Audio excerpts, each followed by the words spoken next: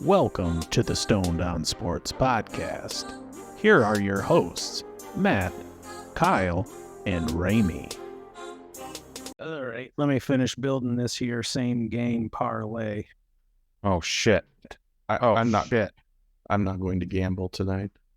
Oh, shit. I forgot. Oh, fuck. What was up with that declaration there, Ramey? I did really poorly on game one, Oh, so I'm going to take a break. now is the time when you throw good money after bad. Welcome, everybody, to the Stone Down Sports Podcast. My name is Matt. Happy to be here with you as always. Today, I am joined by these two towers of power, Kyle and Ramey. We've got a great show lined up for you today. Can't wait to dive into things. Kyle, how's it going? You son of a bitch. I knew you were going to fucking do that. Fucking knew it. Fucking knew it. I'm doing great. Doing good. Watched a bunch of baseball this weekend. Still super excited about football. Still 3 months away. Thanks, Ramey. Kyle. I'm doing great. Ramey, how are you doing? I'm fantastic, man. It's good to see you. Same. Oh, yeah, baseball's in full swing. So I know that we're not really going to talk a whole lot of baseball today, but going to get into a little bit of NBA Finals action and some NFL action too. Start doing our divisional previews. You guys excited about that? Kyle, do you need time to think about your answer? Or? Yes, I'm excited about that, but I'm less excited because it's the AFC East. It's a division I don't really give a shit about, but anymore since Tom Brady left the Patriots. Thanks for showing your enthusiasm. Yeah. Yes, I am. The AFC East is going to be pretty competitive this year. It is. Yeah. It's going to be a hell of a division, top to bottom. You could make the argument that it's going to be, one of, if not the best in football. There's a very good shot that the entire team finishes over 500. I think there's a possibility we'll get into this that they might underachieve a little bit as well.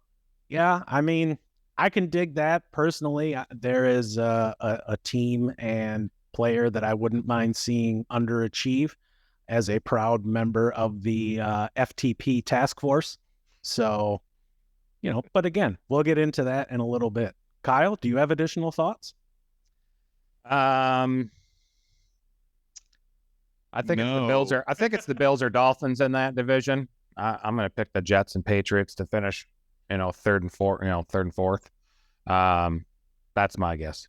I don't want the Jets to do good. I think the Patriots still need to figure some things out. Defensively, they're going to be great. I guess we'll all see what they can do on offense this year. I appreciate you admitting that it's just a guess and not a prediction. Yep. Just an educated guess. Or uneducated. That might be a stretch. It is a moderately informed guess. Right. With a small basis in reality and 30 minutes of research. Done by other people that I then found online and will regurgitate here in my own words in a few. I mean, more or less, but I'd say way more than 30 minutes. I spent a lot of time out and stuff. But I was on like Reddit and started getting some ideas on things to talk about. And then I started going on a lot of the stat websites looking some things up. Have you checked out Grindr? Nope. No, thank you. The most not that there's anything wrong with that. Reddit. Well, I just kind of got I was just in the fantasy football sub, the NFL sub, just kind of got me some ideas going that some guys had written in there or people have written in there. So you were in the sub. Assuming genders again. You're in the sub. Nope. How about them? Nope. I saw your name as a moderator there, though, Ramey. So yeah. How do you know if you weren't there? Well, No, we don't. That's what I peruse things from time to time, but that's not really the issue right now. So, I saw your name as a moderator at that subreddit I didn't go to. We should just rename this show "Make Fun of Cal."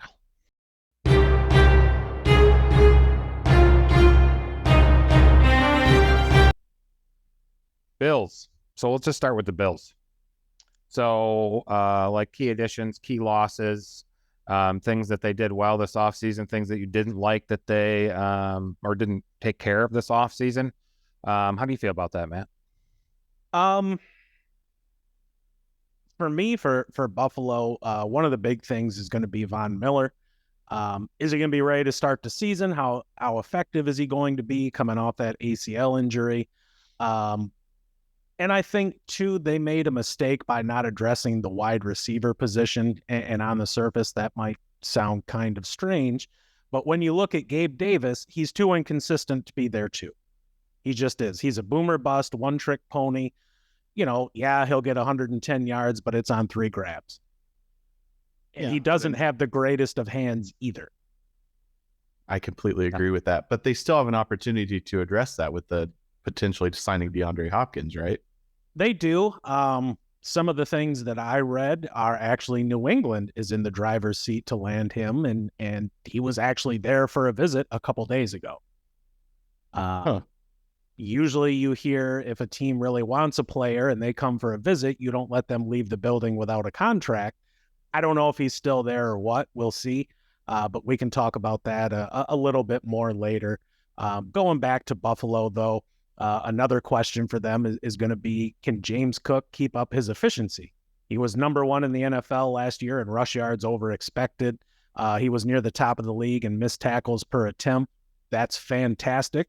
But they're going to need to get a bigger workload out of him this season with Devin Singletary leaving. They did bring in Damian Harris, but he's more of an early down, short yardage, goal line kind of back. He's more a power back than Singletary. Yeah, Singletary is an undersized dude. They just used him between the tackles because they didn't have anybody else. James Cook, I imagine he's going to get a lot of work between the 20s too. And another thing that just kind of caught my eye, Buffalo's schedule, they get the Chiefs, Bengals, Eagles, and Chargers all on the road. That is tough. And, we've talked about it before on here with Josh Allen's inability to stop turning the ball over and his ball security.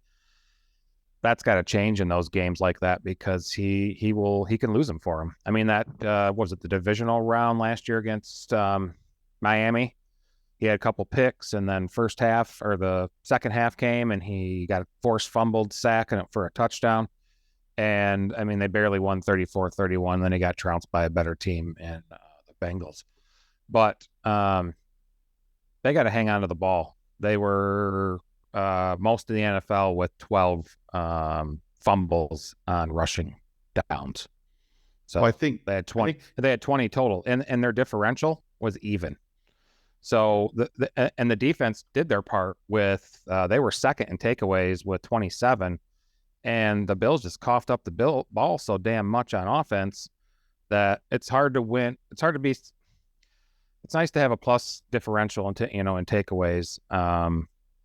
You're going to be a good team usually. You're going to make the playoffs. But what do I know? The Chiefs were -3 last year, and they won the Super Bowl. So, yeah. I think one of the keys is figuring out a way to limit Josh Allen's carries, especially in the regular season. He was their leading rusher last year, which is insane.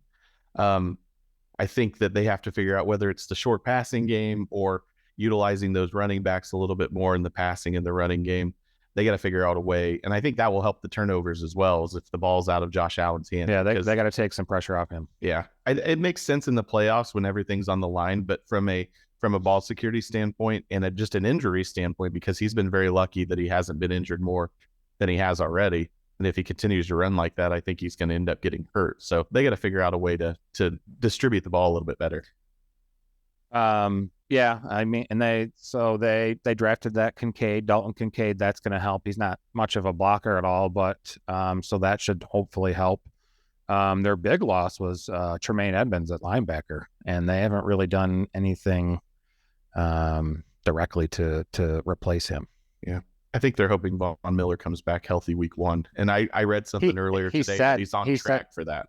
Yeah, he said this week that he's going to be ready for week 1, but, is he still in the mind of a 25-year-old or, sometimes just takes a little bit longer, the older you get. Yeah, I mean, he's somebody they need to limit his snaps. He's not a 50 snap a game player anymore. No, absolutely not. And they did, and just I believe it was yesterday or over the weekend, they re-signed Ed Oliver to an extension, 4 years, $68 million. I think it was 45 guaranteed. So, do you remember that game he had against the Lions on Thanksgiving? Matt, you might. Well, it was a national game, Ramey. You might too. I mean, he had the best game of his year there. The forced fumble, like a sack, fumble recovery, a safety, 2 tackles for loss. I choose not to remember. Right. He had a big game against my Detroit Lions. Yeah. Yeah. And I mean, we just spent a lot of time picking apart a team that went 13-3 last year and is on track to have a similar record to that. But to your point, Matt, the not just for the Bills, but for the entire AFC East, the record's going to be a lot tougher this year. They're playing the NFC East and the AFC West, along with the AFC East playing those teams twice. So I get to see a lot of beating each other up, and that's why I think that they may not have quite the records that everybody thinks that they might. Oh, that's a valid point. And another question that needs to be asked too is have the Buffalo Bills peaked? Was that AFC Championship game appearance, was that as high as they're going to be able to go? And I think it's a very valid question to ask. When you look at those teams, you've got Kansas City, you've got Cincinnati, 2 teams who have proven they can get to the Super Bowl that are standing in the way of the Bills doing just that. Yeah. And how much issue with the mentalness of it and emotionalness of the game with Hamlin last year? Do you think that took its toll on them? I mean, I don't know how that couldn't be a serious mind fuck to both teams. Yeah. Higgins was fucked up for a while because he was the one getting tackled. Yeah. Yeah. They weren't quite the same after that. I know that they rallied. I mean, it turned out being a great story, but they were not quite it impacted them in a negative way on the field. All right, Kyle, what team's next? We've got 3 more to choose from. Let's go the New York Jets. Obviously, their big additions this year is Rodgers and company. They grabbed Lazard for him and Randall Cobb too. I mean, he signed. There's a difference maker. He signed for like $2.25, $225,000, and he might not even make the team. And they got his OC from Green Bay, ex Denver coach Nathaniel Hackett. People say this is a nice thing, but I don't really believe it. Hackett wasn't even calling plays in Green Bay. It was Matt LaFleur when him and Rodgers were together. So he's going to be paid a lot of money this year, up to $63 million with incentives. And if they don't make the Super Bowl, it's a failure. Well, then I am confident in saying this year will be a failure for them. Same. They do have some bright spots on the team with Sauce Gardner and Michael Carter. They may have the best outside and slot corner tandem in the NFL. Breece Hall looked electric last year before his injury. So far, I've heard he's on track to be ready to go at the start of the season, if not shortly thereafter. It was notable that Rodgers was actually there spending time getting to know his team and his receivers. But at the same time, piss on Aaron Rodgers and fuck the Packers. Yeah, you guys hit on a lot of things I was going to talk about. The defense is legit. I mean, they were the number 4 best scoring defense in the NFL last year. So that they don't need to fix that. The issue was the offense. They were the 29th best, if you want to say best, scoring offense in the NFL. So hopefully Rodgers coming in along with those receivers you mentioned. They also have signed Mecole Hardman, who I think will be a bigger impact than those other guys that came over from the Packers. Breece Hall, like you said, coming back. I think that it all hinges on Rodgers and if he's Aaron Rodgers of old or if he's just an old Aaron Rodgers, because I hate to say this, but really he's going to be 40. And the only quarterback I've ever seen that has played well into his 40s is Tom Brady. Tom Brady. Thomas Edwards Brady Jr. Does he fall off? I think so, but I don't think he'll have to hold up as much of the offense as he did last year in Green Bay. Another thing, I'm going to hit on this, I think, for every team we talk about is the schedule. They open with Buffalo, then they go to Dallas. They have New England at home. They have Kansas City at home, Denver, and then Philadelphia. So they could be 1-5 or 2-4 coming out of the gate. And then you have to start figuring, okay, where can we get some wins to try to get to that 8 or 9 or 10 wins that's going to take to get into the playoffs. So I'm with you. If Super Bowl is the goal, they're not going to hit that goal, in my opinion. I don't think they're going to get it at all because they failed to really do anything at tackle, offensive tackle. They were ranked 31st out of 32 teams last year in Pro Football Focus's offensive line rankings. They're going to have the same guys. I think Dwayne Brown's hurt. He's not going to be making training camp initially. But I think protection will be an issue. You mentioned Rodgers. He's old, can't move around as much or as well as he could 7-8 years ago. It's going to be tough.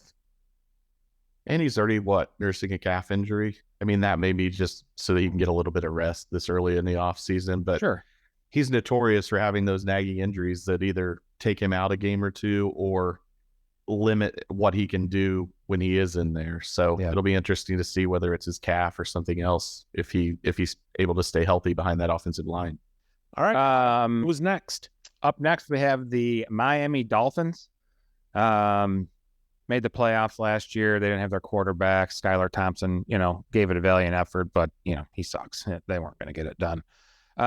Their big addition, or a couple big additions that I like, I think Jalen Ramsey's obviously an obvious choice. They got him for a third rounder and some tight end. I don't even remember his name. But the other one I like is Vic Fangio, actually, on the coaching side. I thought that was a pretty big hire for them.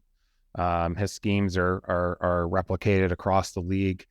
When he was a coordinator with the 49ers and the Bears for 8 total seasons, he had a top 5 defense 4 out of those 8 seasons. So I think he's going to bring some goodness to the defensive side of the ball. Goodness. Yummy. Goodness. Yeah. I don't forget that they're going to have a full season with Bradley Chubb too. He came over midseason last year from the Broncos. True. That's true. Tying back to Vic Fangio, who is familiar with him from his time in Denver. So they're going to have that. They're going to have to rely on their defense a little bit more. And I think it really comes down to Tua being able to stay healthy, because when he was healthy, I mean, he was a top 12 quarterback. He played really well under Mike McDaniel's system. And I think if he can just manage to stay healthy with that jiu-jitsu, not hit his head when he's getting tackled, which, I mean, it was super scary, some of the hits he was taking last year. But if he can stay healthy and that defense can be a little bit better than what they were last year, I think they can finish at or around where they were last year and get into the playoffs. Yeah, I think, and we're going to get to this here in a minute. I actually have the Dolphins finishing second in the division this year. Same. They again, to the schedule, they're at the Eagles, at Baltimore, and they get the Chiefs in Germany. Ramey, you're right. This season is going to hinge a lot on Tua, and is he going to step up and try and make an ascension towards the top 5 QBs in the league? I really like their wide receiver core between Tyreek, Waddle, and they brought in Braxton Berrios. That might be the fastest wide receiver group in the league. Berrios also offers some versatility in the return game. As far as their running backs, Mostert and Wilson are Jags. Like, they're just dudes. Mostert's got some speed, but he's getting up there in years. They did draft Devon Achane out of Texas A&M. He's a little bit smaller at 5'9", 185, but he can make somebody miss in a phone booth. He's excellent in space. They did bring in Isaiah Wynn, formerly of the New England Patriots, as well, to kind of shore up the offensive line. He might be, rotational depth to start, but he's looking for he's somebody who's looking to kind of reboot his career. The offensive line, just like the Jets, they didn't really, the Dolphins didn't do much either. Good. Got Isaiah Wynn. He'll probably push for the right tackle position along with the they just signed him this week, Cedric Ogbuehi. But he could be a nice backup too, because Armstead's going to miss time. He's never played a full complete season, so they need some depth there. The depth also ruined them last year. And then Gesicki, they lost Gesicki, a good end zone threat to AFC East rival New England Patriots. So I think he's going to do well up there. But who's going to be a good end zone threat or red zone threat matter for the Dolphins this year? Going to be interesting, and I don't think there's going to be one answer. They're definitely going to have to get creative in the red zone, just because they don't have that, that 6'6" guy out there on the field that can just go up and grab something over everybody else. Yeah, and don't forget they did not have a first-round pick this year because of the whole Tom Brady, Sean Payton tampering issues. So they picked Cam Smith in the second round, a cornerback. So they're working on their cornerback depth with the trade for Jalen Ramsey and the draft of Cam Smith. And they still have Xavier Howard, who's an awesome cornerback. Yeah, so they got a real nice duo, and they got a young guy too. I cannot remember his name. Is it Khou or I can't remember his name. Moving along, the New England Patriots. My key ad is, again, on the coaching side, Bill O'Brien. This offense was a disaster. It was lost last year with Matt Patricia calling plays. Are you fat-shaming, Kyle?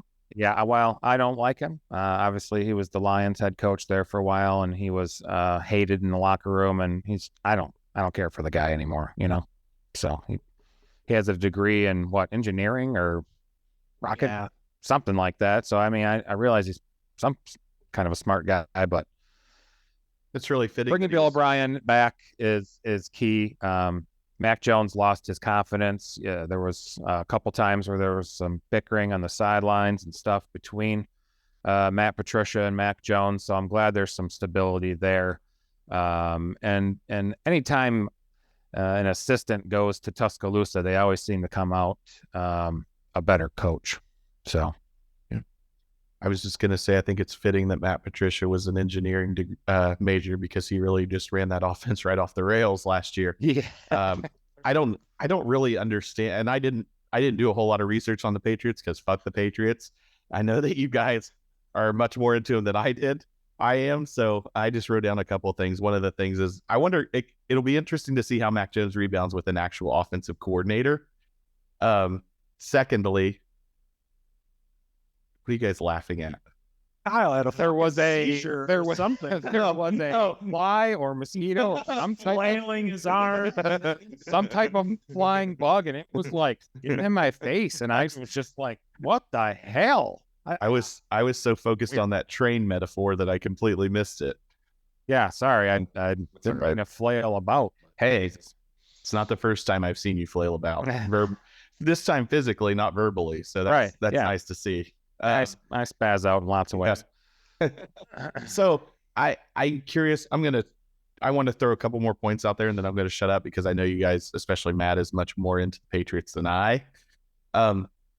With Matt Patricia being the offensive coordinator last year, was that Bill Belichick just trying to be the smartest guy in the world again? Or what do you think happened there? And I think that Mac Jones may actually be a candidate for comeback player of the year, because he'll have an actual offensive coordinator that's going to put him back on track where he was his rookie year. And hopefully you see a big improvement out of him.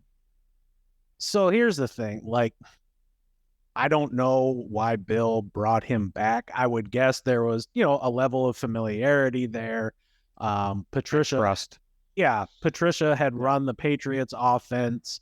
It was several years back, because when he was with New England, he was their DC before he went to Detroit. But it wasn't all on him. Joe Judge had a huge hand in that offense as well. And when you've got a young quarterback kind of hearing it from two different guys, and seemingly neither one knows what the fuck they're talking about, that's going to be a difficult situation to be successful in. There were some rumblings last year of a divided locker room between, Mac Jones and Bailey Zappi. Bailey Zappi isn't shit. He's Taylor Heineke. Again, he's that kind of guy. He's, sure, maybe he'll be a decent backup, but he's not somebody you're going to build your franchise around. Kyle, you kind of hit it on the head with Bob coming back there to New England where, he spent time before. He and Mac Jones weren't at Alabama at the same time. They were not. They were not. But actually, as Bill O'Brien was coming in, Mac Jones helped teach him that offense. So, there's at least a little bit. I don't know if familiarity is the right word, but they're not strangers. Right. Interesting fact about New England's schedule, they don't have any games against opponents coming off a bye. I thought that was kind of interesting just because of, the gauntlet that is the AFC East schedule this year. At least, New England isn't going to be getting anyone coming off extra rest. Their first round rookie, Christian Gonzalez, has been looking really good so far. He was somebody that I was kind of hoping Detroit would take with their pick, but, they ended up trading back and this, that, and the other. And we all know what happened there. Happy to have Jahmyr Gibbs on the squad. Welcome to the D. And we kind of touched on this earlier with DeAndre Hopkins. Word around the campfire is New England is in the driver's seat for his services, and they've got cap room. I made my prediction on order of finish based off New England not signing him. But if they do, I may need to reevaluate things. So, yeah. And I think one of your favorite running backs signed with him, Matt James Robinson. How do you think that? I thought that was a pretty decent signing. I would be surprised if he's still on the team after final cuts. Really? Yeah. He always just seemed to outperform down there. He had that awesome out of nowhere season there in Jacksonville, but he's nothing special. Please tell me you saw last week where Belichick was at his press conference and a reporter asked him, since Bill O'Brien's now in the offensive coordinator role, what is the role of Joe Judge? And Belichick just goes, he does whatever I tell him to do. I did not see that, but that sounds 100% on brand for Belichick. It sure does. Yeah, it made me laugh. That was the answer. That was it. Yeah, whatever I tell him to do. Best coach in the history of North American sports. He's pretty good. He's on the Mount Rushmore, like him. Yeah. Pop is on there. Fuck, I don't know. Joe Torre? Who's on there for baseball? What the fuck was his name? Who was that dickhead that Scotty Bowman would be on there for me? But we're getting off topic. Sorry. Yeah. Sounds like a good pick sixer. Yes. For someday in the future. Who's on your big and tall Mount Rushmore for head coaches? Yeah, we'll add that to the list. Let's see. They also signed Juju Smith-Schuster, correct? Yep. It looked like that'll be good coming out of the slot. Yeah, I mean, they brought him in. They brought in Gesicki. They kind of both play the same position there in the slot. Gesicki, he come up from Miami. Yeah, he doesn't line up on the line. Yeah, he's a move tight end. They kept Hunter Henry. They're going to have him playing in line, which makes sense. Gesicki presents some mismatches. He's got some speed. He's got some athleticism. Historically, tight ends have done very, very well in New England's offense. It's got to be good for you as a Patriots fan to see them actually investing in the offense too, right? Like getting Mac Jones some weapons. Yeah. Someone to throw to. Bill Belichick is not infallible, and dude sucks at drafting wide receivers. Yeah. That is his kryptonite. They're just, for whatever reason, they've not worked out, but he's also made some shrewd acquisitions otherwise. So all that being said, for me, I think Buffalo takes the division. I think Miami finishes second. And for me, I think the difference is Miami's home field advantage. of just, you know what, we're going to park you in the Florida sun and we're going to chill over here in the shade, and good luck come second half. For 1 o'clock games. Right. Which they play a lot of. That's one reason. Another reason is I don't like Aaron Rodgers. I think he's a hell of a quarterback, but just like, I don't know, the dude seems like a tool, a jabroni. Like, I wouldn't want to hang out with him. So you're not, if we were offered Aaron Rodgers Tuesdays, that's not something you'd be interested in? You know what? We'll cross that bridge when we get to it. Yeah. Can we get Tom Brady Tuesdays? Would you be interested in that, Ramey? He's free. Sure, I'd talk to Tom. Oh, give me some tips. You call him Mr. Brady. He's not free. He's busy being a father. He's very busy and preparing and practicing to be a broadcaster next season. Or not. Yeah. Could see what would happen. Yeah. Yes, I have the Jets third, and I've got the Patriots fourth, pending DeAndre Hopkins. If DeAndre Hopkins signs there, I think they're definitely third, pushing for second. I have the order of finish exactly the same as you. And I would also probably leapfrog the Patriots to third, the Jets in last. If they got being me. Yeah. So I hate to be a broken record, but I'm pretty much on the same page as you guys. I have the Bills. I think the Bills will take a little bit of a step back this year. I think that they'll go 12-5 instead of 13-3. I think the Dolphins are right now, as constructed, the second best team in that division. But I think the Dolphins, Patriots, and Jets are all going to be around that 8-9, 9-8, 10-7 kind of mark. It wouldn't shock me if any of three of those teams ends up second, but it wouldn't shock me if they all are 8-9 as well, because I think, like I said, to kind of start this, they play the NFC West or NFC East and the AFC West, and then they beat up on each other within the division. So I think a lot of that's going to cause the records to be kind of right there in the middle, and they'll all be fighting for playoff position come December. Yeah, I mean, it wouldn't shock me if they sent two to the playoffs, with a third one at least in the conversation. Yeah. Do you consider the NFC East a difficult division? I do. With the Eagles, I mean, the Cowboys are going to be good. I think the Commanders are. They're okay, but it seems like the Commanders, there's a couple games every year they win that they shouldn't. Yeah. I think with the Giants and the Cowboys and the Eagles, I just think that that's tough, especially if you're playing those teams on the road.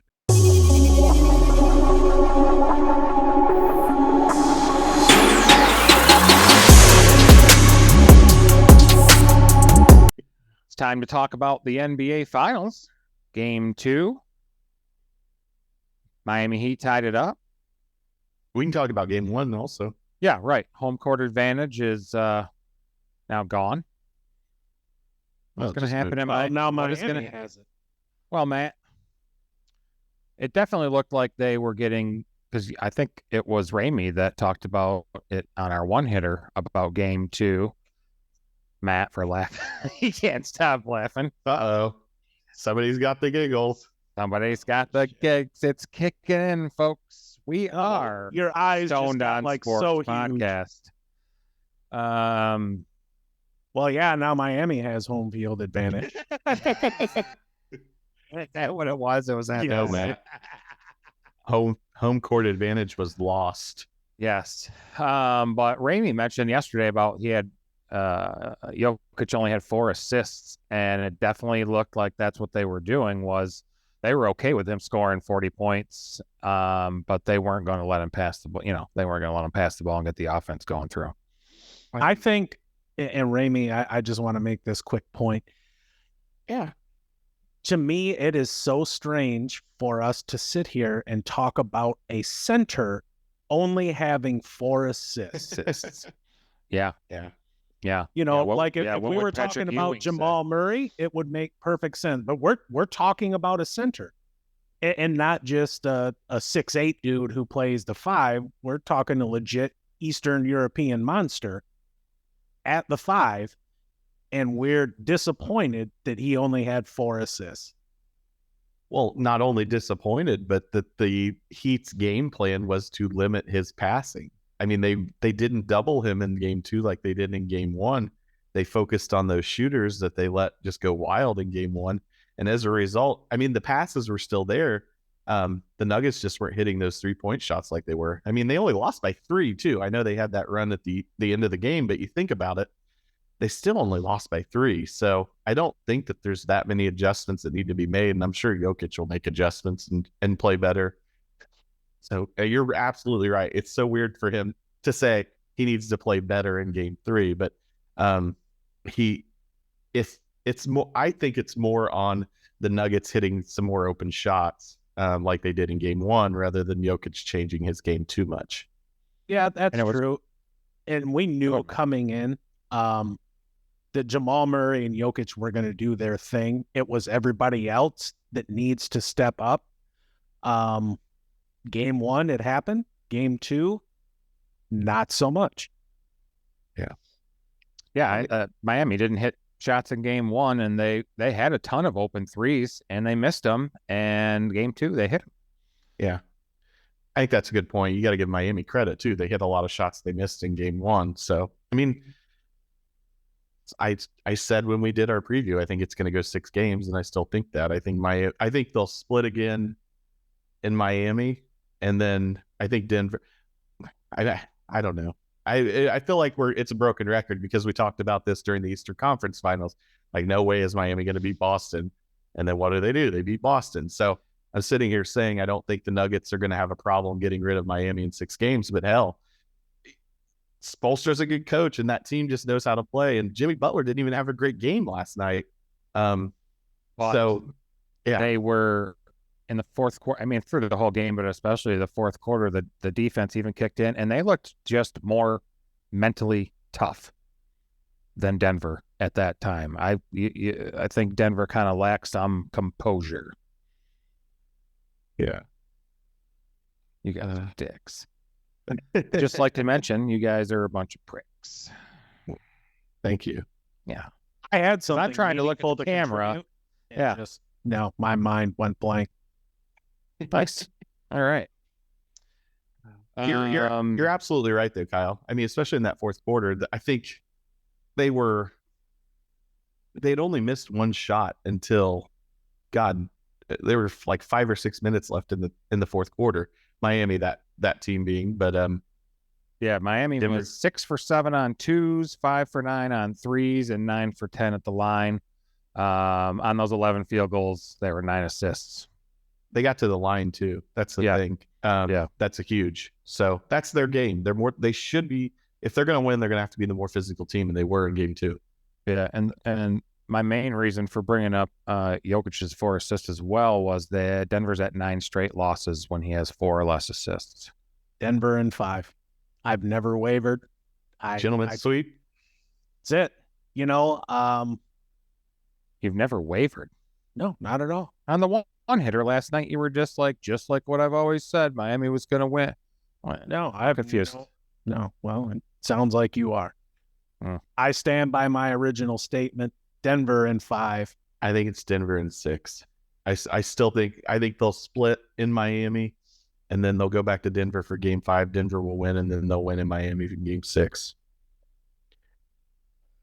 I'll see Denver in 7 now. Changing your prediction. Yeah. On the full ride. Yeah, at least 2 of us stuck to our guns.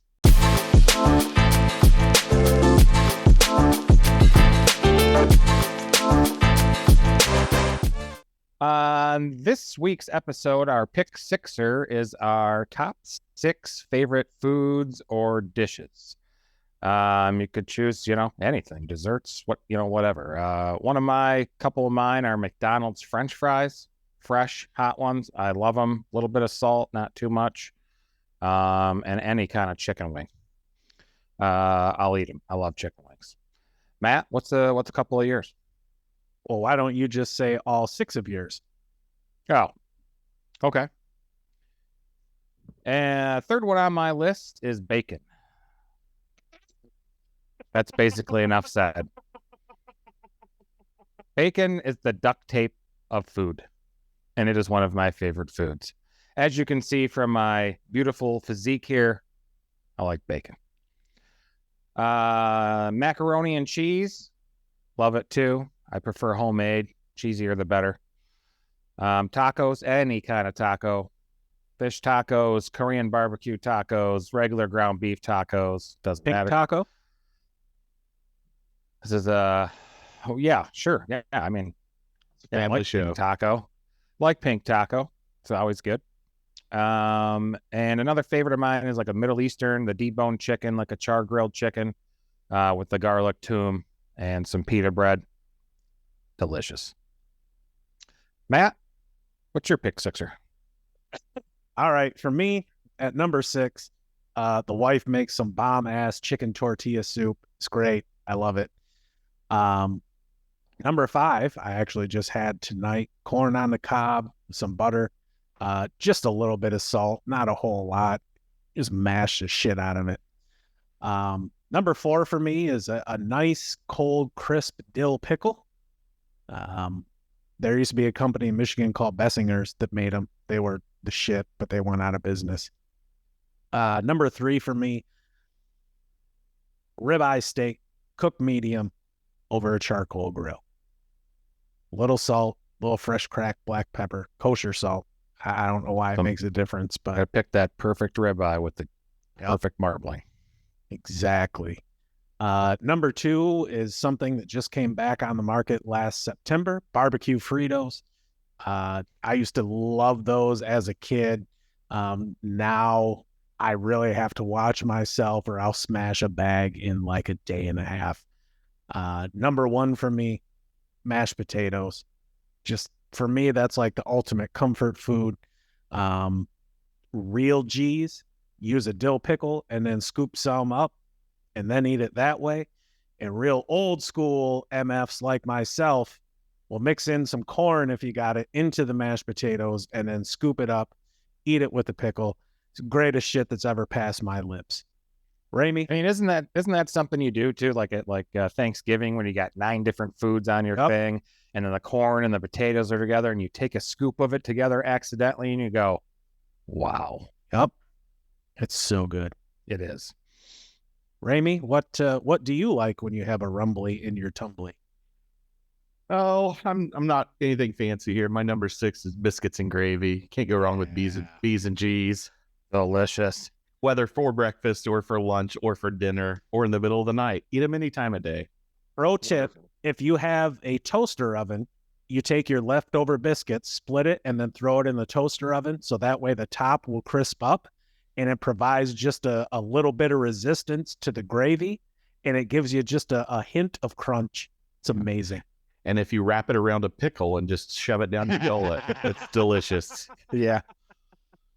Matt and his pickles. Yeah. Matt and his crisp dill pickles. My number 5 is just burgers. I'm not gonna go fancy here. Nothing beats a good burger. Dude, a good burger, like a bar burger. Just it doesn't even got to be fancy. Just something simple. Something on the grill. No cheese. Oh yeah. Oh no. Oh yeah. Definitely. Yeah. A burger has to come with a slice of American. That's probably the only time I eat American cheese. Put a crisp dill pickle on that burger and Hell yeah. Yeah. My number 4 is chicken parmesan. Can't go wrong with good chicken parm. Little pasta. Mm-hmm. That's all I need to say. A little red sauce. Little red sauce. Like make it nice and saucy.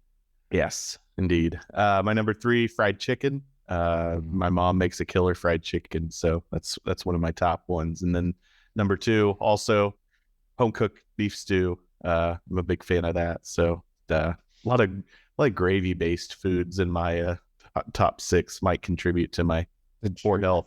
You like the juice. Did you just I just pictured your mom in the kitchen Sunday afternoons hacking a chicken apart and just frying it in a slitting its neck, bleeding it. You know, back in the old days. Rainy chasing it around the backyard while its head's cut off. Right. Yeah. My friend. Yeah. Get a little exercise. So that's good. I love fried chicken. Yeah, my number one is tacos. So you stole my thunder, Kyle. You can't go wrong with good tacos. So, Anyway, like I said. All right, Wasn't trying to since fancy. you guys are both taco guys, don't get me wrong, I'll throw down on some tacos too. So you're gonna build your perfect taco. What is on it? Oh man. well, shoot.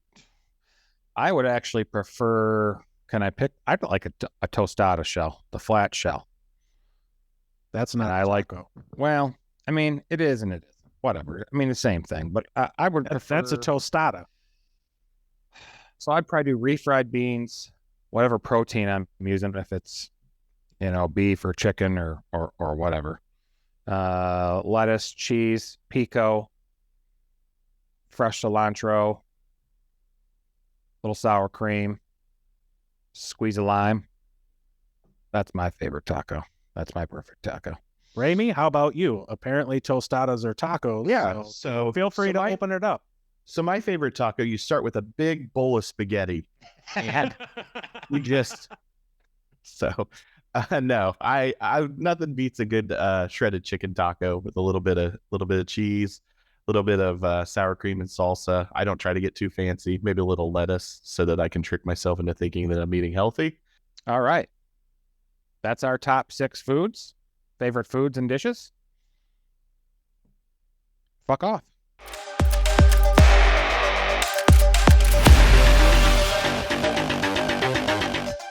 Back in the day replay. Mine this week is in 1966 this week.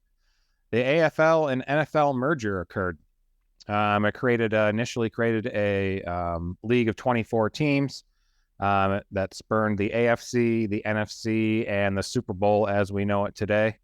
The decision about them merging was pretty much primarily about money, of course, and business.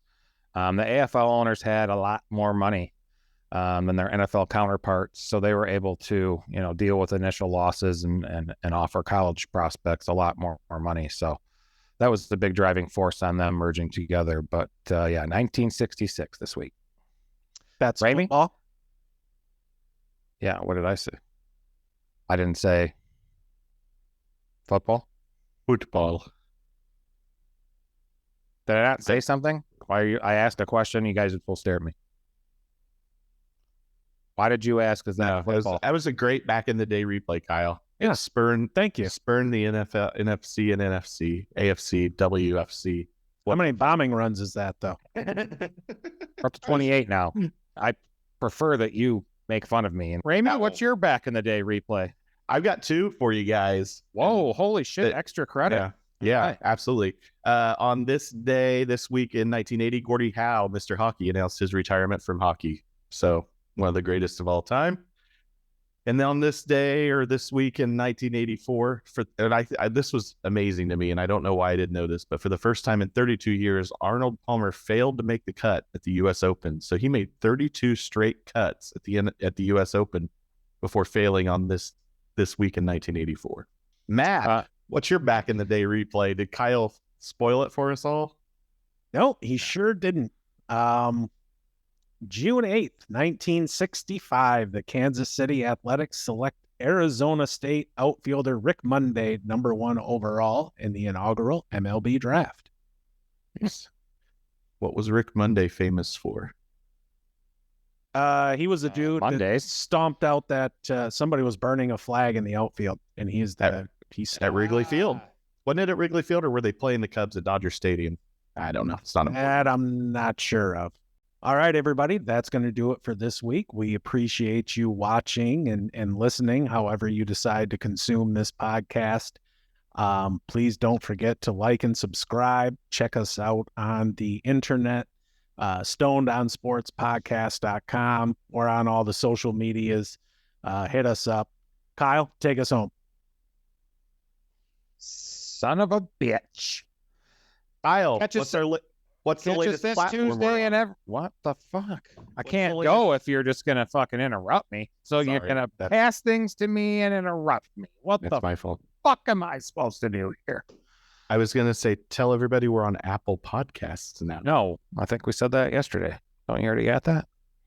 I don't know. Also, you can hear us on Apple Podcasts. Thanks again, everybody. Have a great week. We'll talk to you later. Kyle froze. Nerd. I could just see my fat. Oh, did I? Great. Awesome.